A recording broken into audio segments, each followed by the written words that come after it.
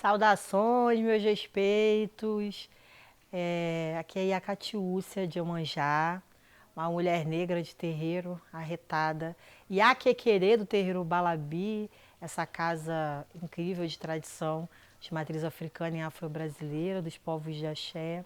Essa casa que me significa, esse território de Xangô potente. Venho de um berço de muitas mulheres ancestrais, venho de um legado de benzimento e saberes ancestrais. Estou muito feliz hoje de poder estar aqui dialogando, contribuindo, levando para frente algo que a gente precisa continuar, né? Eu sempre digo que nas proposições do que eu sou e da existência de nós enquanto pessoas de terreiro é continuar. A gente tem essa obrigação de continuar a resistir, de continuar a ser esse corpo natureza, de ser esse corpo luta. Olha, gente, falar do Abril Verde é falar um pouco da minha construção política pessoal. Enquanto povos de terreiro, não é consenso que a gente saiba as trajetórias dessa política institucional, porque as políticas dos nossos manejos a gente domina, a gente está produzindo todo o tempo política pública. O problema é que a gente não é visto externamente como política pública. Então, esse encontro desse corpo político que luta, né, e hoje luta pelas comunidades tradicionais, que luta pelos direitos das comunidades tradicionais da Zona Oeste, que está nesse jogo político mesmo, institucional, falando com os parlamentares, cobrando das gestões, tem a ver com o Abril Verde. E isso eu falei na mesa, que honrosamente esse ano eu pude compor, né? O primeiro ano do Abril Verde foi a primeira vez que eu pisei, né, num espaço legislativo e a primeira vez que eu vi um movimento e tive a possibilidade de trazer para a minha comunidade essa construção outra de políticas públicas, né? A primeira roda de políticas públicas desse terreiro foi feito por conta do Abril Verde. Então, falar desse movimento é dizer como esse movimento potencializa a gente a se construir politicamente e como esses movimentos eles podem ser fundamentais para a nossa participação e inserção de fato do nosso corpo nessa política que tantas vezes não nos quer. Essa construção do Abril Verde, principalmente com o reconhecimento das homenagens, né, eu preciso dizer que muitas casas de tradicionais, elas nunca pisaram num espaço legislativo, né? Como eu falei, foi a minha primeira vez. E esse reconhecimento, a partir das homenagens, ele é fundamental porque ele nos potencializa. Ele nos educa também. Eu acho que é muito importante falar isso, né? Que para além de um movimento político, é um movimento de construção educativa mesmo, de como a gente pode acessar. Então, a primeira homenagem que nós recebemos, né? Como eu disse, a comunidade Obalabi participa desde a primeira edição do Abril Verde, né? A gente já esteve junto à deputada Renata Souza em atividades, inclusive na Baixada Fluminense, né? Estivemos em algumas casas tradicionais junto e eu tive a oportunidade de acompanhar. E quando o terreiro Obalabi recebe a primeira homenagem é na figura do Babalorixá Pai Tiago de Xangô, pela nossa luta em nome das comunidades negras, né? Pela nossa luta e construção em torno do povo negro. No outro ano, né, eu tive a oportunidade de também ser homenageada. Então é um reconhecimento assim dessas lideranças que potencializam. Pai Tiago reconhecido como esse sacerdote, como esse elo fundamental social, que isso é muito importante, né? E eu reconhecida como essa articulação política que vai construindo essas tessituras. Então essas homenagens, elas não são apenas um papel. Eu não considero as homenagens como apenas um papel, porque para a sociedade o papel é importante. Então, vocês vão ali, vocês vão ver os papéis nas nossas paredes, porque a gente quer ser visto como promotores de política pública. Então, é o lugar que a gente precisa. A gente vê tantos reconhecimentos, tantas estátuas, tantas ruas que homenageiam e reconhecem, né, pessoas que foram terríveis para os nossos corpos negros, periféricos de axé. E quando a gente institui, quando a mandata institui, quando o Abril Verde chega colocando povo de terreiro dentro daquela casa legislativa, o povo de terreiro para dizer essas pessoas também importam para a sociedade, isso é, de fato, construção de política pública, principalmente mais do que de reconhecimento para eles, mas de potencialização para a gente. Xangô fala uma coisa, eu queria muito terminar falando isso, que é preciso que a gente inscreva os nossos nomes naqueles registros. Então, eu acredito que o Abril Verde, todos os movimentos nesse sentido, eles são movimentos que fazem a gente se inscrever nessa história e não ser mais apagado. Essa construção de política pública, né, a partir do povo de terreiro, primeiro é preciso que as casas sejam reconhecidas como locais de política pública. Isso é o primeiro movimento, né? A gente, junto com o Abril Verde, né, teve o Política e Terreiro Não Se Misturam. Foi o primeiro movimento político grande nessa casa, né? Nós recebemos a Renata, ela esteve conosco por meio de chamada, conversou com a comunidade e foi fundamental para que a gente pudesse desenvolver esse olhar. Essa política ocidentocêntrica, euro-americana, né, essa política imersa na branquitude, ela sempre excluiu a gente desse lugar.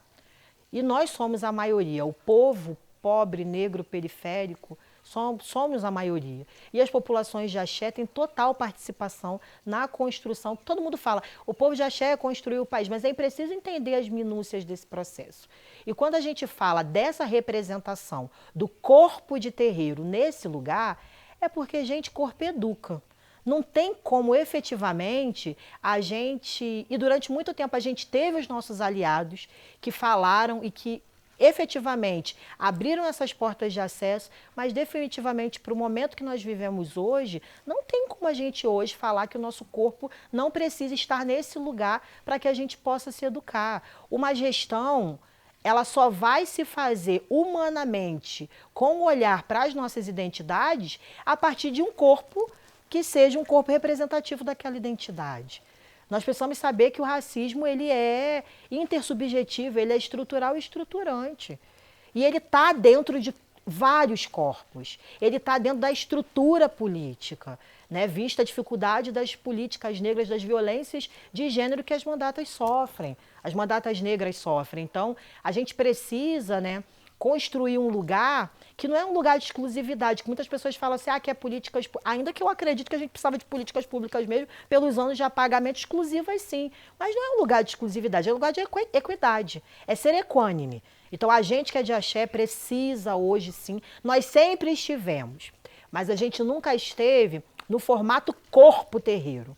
E eu acho que hoje, com o avanço que a gente está, na medida social, com o avanço do racismo, do extremismo, do fundamentalismo, né, político, religioso, mais do que nunca se faz necessário que a gente tenha legisladores, que a gente tenha pessoas representativas, que a gente tenha gestores nos lugares de construção, de implementação de política pública e que sejam também com esses corpos terreirizados. Então, durante muito tempo a gente teve medo, e medo com real, porque só o nosso corpo sabe o quanto corta e o quanto dói. Não é fácil para pessoas de terreiro, não é fácil para pessoas negras estarem nos espaços em que não foram preparados para que a gente esteja. Mas efetivamente é preciso que a gente tenha coragem e faça essa ruptura. É uma ruptura. O Abril Verde ele tem expandido, né? Primeiro ano de um jeito, nos outros anos tem expandido, ganhado os espaços dentro das comunidades, dentro das formações acadêmicas, que é fundamental essa discussão ir para a academia, né? Eu sou professora de formação, atualmente, né, licenciada por racismo e racismo religioso. A escola ela é um lugar extremamente violento. A gente recentemente tem estourado casos, e aí os casos eles não são novos. Eles têm ganhado visibilidade e eu acredito que é justamente pelas nossas lutas. E é justamente por a gente estar nesse lugar. Então, a gente vê a escola enquanto esse espaço extremamente violento aos nossos corpos, às nossas crianças. Recentemente, né, Maricá, um aluno que também era de terreiro, e aí todo um processo de racismo houve aí, veio a óbito, né? A gente, uma criança, né? Uma pedrinha dos nossos territórios, assim, que a gente se atravessa. Então, eu acho que movimentos como esse do Abril Verde vão dar para a gente a possibilidade, inclusive, de acessar, né? E aí o Observatório Mãe Beata, a importância da implementação desse observatório para que essas famílias, para que essas comunidades, para que nossas comunidades possam ter um lugar para procurar e justamente para que a gente possa atuar nesses âmbitos. Então, estar dentro da academia, fazer esse movimento de ir expandindo, esse movimento que eu lá atrás falei, é um movimento formativo. É formativo porque a pessoa que recebe o reconhecimento, como eu fui no primeiro ano, a partir desse ano eu falei, eu vou participar de todos, porque isso é fundamental para que a gente discuta o racismo religioso nesse país. A gente escuta o racismo religioso, eu digo nesse país porque eu espero mesmo que em nível federal o Abril Verde alcance esse status de um projeto que vá a nível federal, porque isso é urgente, que a gente discuta com documentações, com base e com nossos corpos sobre o que é o racismo religioso e como as políticas públicas elas podem nos ajudar. Então, assim, quando alguém vai até o Abril Verde, ela tem a possibilidade de retornar à sua comunidade e como corpos educadores que somos, todos os sacerdotes, a gente pode fazer esse movimento. Essa casa é muito jovem, né? E todas as edições do Abril Verde, né, a comunidade esteve em todas, né? Então a comunidade ela vai até lá, então ela se educa, né? Nosso filho esteve no Abril Verde, que foi dentro da universidade, porque ele é um aluno da universidade. Olha a conexão fundamental que é. Então está tendo uma cerimônia ali de reconhecimento, uma cerimônia que precisa ser de discussão de políticas públicas, e aí uma pessoa da Zona Oeste que está estudando em seropédica se insere nessa discussão. Então a gente não está falando de uma coisa de um eixo único, a gente está falando de um movimento circular, né? E isso é fundamental. Dessa história toda, né, da gente estar inserido no movimento, né, eu queria muito falar sobre o plantio do bambu, que foi o nosso primeiro